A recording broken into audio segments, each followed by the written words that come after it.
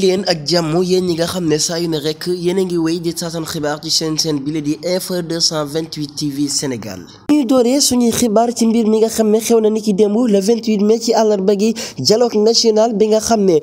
monsieur le président doon nañ ko amal démb suñu njiiti réew yi Ousmane Sonko ak Bassirou Diomaye Diakhar Faye doon nañ ko amal démb gannaaw sénégalais yu bari rafet nañu wan lu ni mel ak kaddu yi nga xam ne yëkkati nañ ko foofale ca boobale dialogue gannaaw ñoo xam ne teewoon nañ ca boobale dialogue ku ñu ràññi loolu kii de Oustaz Modou Fall ñi ràññee ko lool ci Sénégal rawatina ci plateau bii di TFM mu nekk nit koo xam ne dafay wax ci actualité ci Sénégal moom mi di Oustaz Modou Fall daal dina yëkkati kaddu yu rafet daal koy jëmale ci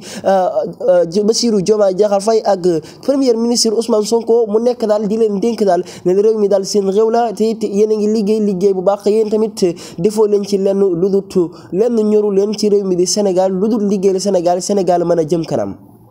ba tax na Oustaz Modou Fall moom moo gannaaw ba mu noppee journaliste yi fa teewoon laaj nañ ko ci problème bi nga xam ne coow li nga xam ne jàlloon na fan yee ci ginnaaw muy Oustaz Modou Fall dafa waxoon ne ñi ànd ak Sonko amuñu bi liggéey benn yoon gannaaw loolee Oustaz Modou Fall la mu répond mooy naan maanaam bu ma gisee loo xam ne nekkul yoon ci réew mi ci Sénégal dama koy wax gisuma lenn loo xam ne damay teree wax dëgg gannaaw loolee kële di Mbaye Pekh daal dina fay teew moom tamit yëkkati na ay kàddu yi rafet daal di koy jëmale ci loolu di rafet liggéey bi nga xam ne suñu njiiti réew yi ñu ngi koy def ci réew mi di Sénégal mu nekk sénégalais yu bari kontaan ci ku nekk di ci yey di ci yàbbi Alaaji Mbaye Pekh mi daal la mu dénk monsieur le président mooy daal mu bañ a fàtte ñi nga xam ne ñoo taxawoon temm ngir ñoom ñu toog ci réew mi ñu toog ci bopp réew mi ngir ñoom ñoo leen doy ci président fii ci Sénégal kon mbokk yi ñu ngi leen jox dig daje di leen jaajëfal ba beneen yoon mbokki Info 228 TV Sénégal yéen ñi nga xam ne saa yu ne rek yéen a ngi taataan xibaar ci chaîne bile